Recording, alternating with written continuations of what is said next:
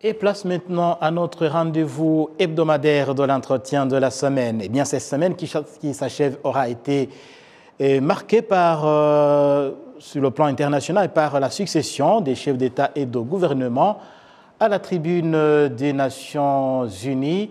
C'était à l'occasion de la 77e session de l'Assemblée générale de cette organisation. Et pour revenir sur les débats qui ont marqué cette assemblée de New York, nous sommes rejoints par Alexis Nizaimana, il est analyste politique. Alexis, bonjour. Bonjour. Oui, vous avez suivi, Alexis, les travaux de cette assemblée des Nations Unies. Et au cours de cette assemblée, nous avons encore entendu l'Afrique qui, encore une fois, a élevé sa voix pour demander un siège permanent au Conseil de sécurité de l'ONU. Ce n'est pas nouveau. Alors, pensez-vous que cette fois-ci, cette voix des Africains sera entendue?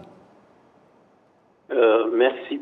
D'abord, cette demande est logique et justifiée. Même si, de ma part, il ne suffit pas d'avoir un siège permanent au Conseil de sécurité de l'ONU, mais plutôt il faut une réforme profonde de l'ONU et du Conseil de sécurité en particulier. La réforme devrait viser le mode opératoire et la prise de décision, et surtout la mise en application des décisions prises. Mais aussi, il faudrait que la réforme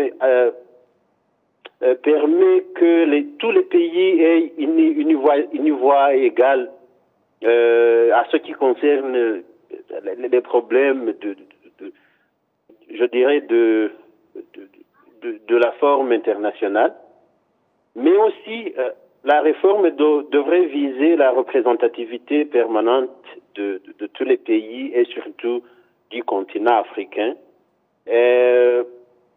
En profondeur, cette réforme devrait toucher la suppression du fameux droit de veto dans le Conseil permanent de sécurité, dans le Conseil de sécurité de l'ONU. Mais de tels changements, à propos de cette requête, ne sont pas, je dirais, ne sont pas dans les temps proches. Et ça parce que nous appelons Afrique, une voix de l'Afrique, mais cette Afrique n'est pas encore unie pour avoir, je dirais, une voix commune et un poids pesant sur la scène internationale. Il y a une condition que je dirais préalable pour pouvoir influencer une telle décision dans ce Conseil de sécurité de l'ONU.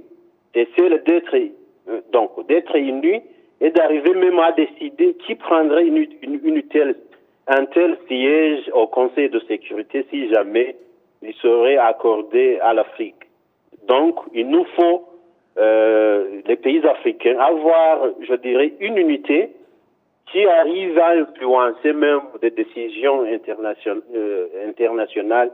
C'est comme cela qu'on pouvait arriver à un changement, que ce soit dans le Conseil de sécurité ou dans l'ONU en général. Oui. Et Alexis, à part ce problème du siège permanent pour le continent africain, il y a aussi une autre problématique qui s'est invitée à cette assemblée, c'est la crise sécuritaire à l'est de la République démocratique du Congo. Alors, vu les points de vue qui ont été exprimés, vu les rencontres qui ont été effectuées, notamment la rencontre entre le président de la République du Rwanda, Paul Kagame, et le président de la République démocratique du Congo, Félix-Antoine Tshisekedi, et avec la facilitation du président français Emmanuel Macron, est-ce qu'on peut dire qu'à cette fois-ci, on s'achemine vers une voie de sortie de ce problème? Voyant la situation actuelle, je dirais qu'une crise politico-sécuritaire ne peut pas être résolue par des discours. Derrière ces cris de désespoir de la RDC se cache une hypocrisie, je dirais, d'irresponsabilité de la part des autorités de la RDC. Donc, il présente le problème en face de l'Assemblée générale de l'ONU, mais il faut préciser que Cette même l'ONU a une mission la plus coûteuse au monde, en RDC, depuis plus de 20 ans. Et la même mission est devenue comme une milice parmi plus de 130 qui existent à l'est de ce pays.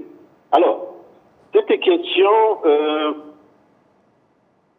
est une question de la gouvernance d'abord, mais aussi du mode politique qu'a choisi la RDC et sa classe politique. Pour alors la résoudre, il faudra toucher à ces points sensibles que sont la gouvernance, mais aussi la structuration de la classe politique, parce qu'il y a une manipulation, je dirais, de la population locale pour l'attirer dans des conflits inutiles et qui font qu'il y ait de telles milices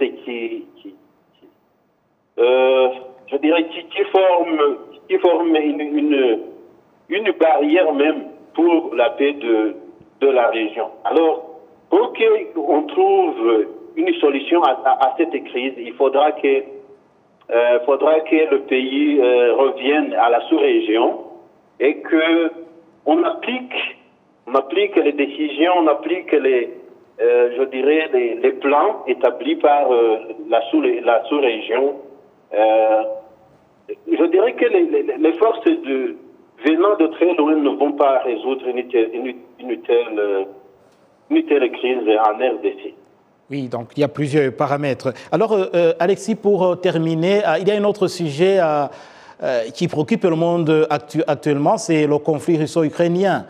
Alors, vu ce qui a marqué cette assemblée, est-ce qu'on peut dire qu'il y a une avancée possible vers la résolution de ce conflit qui inquiète le monde entier aujourd'hui? Je dirais que cette crise russo-ukrainienne est une crise des rapports de force pour les puissances, surtout les puissances occidentales plutôt. Oui. Alors, face à une telle crise, même beaucoup de crises qui ont eu lieu dans le monde, l'ONU a été toujours un spectateur de bons discours, de bonne volonté, mais peu d'application, peu d'implication pour la résolution de telles crises. La clé se trouve dans les mains des grandes puissances qui se battent en Ukraine, mais qu'on dit que c'est l'Ukraine contre la Russie, mais ce sont des grandes puissances des Occidentaux qui se luttent entre elles pour des rapports de force, pour des rapports d'influence. Donc un conflit par procuration. Oui. Mais quand même, le fait de l'avoir évoqué peut-être donnerait une brèche de sortie en honneur pour certaines puissances qui ne veulent pas continuer d'être impliquées dans la destruction de l'Ukraine, mais aussi pour pouvoir arriver à montrer, je dirais, un bon exemple pour une résolution de ces conflits, de ces guerres de procuration qui se passent dans le monde. Oui, Alexis Nizeyimana, merci beaucoup d'avoir répondu à notre invitation et surtout pour cet éclairage. Merci à vous. Alexis Nizeyimana, il est analyste politique. Il nous faisait un décryptage sur les travaux de la 77e Assemblée générale des Nations unies.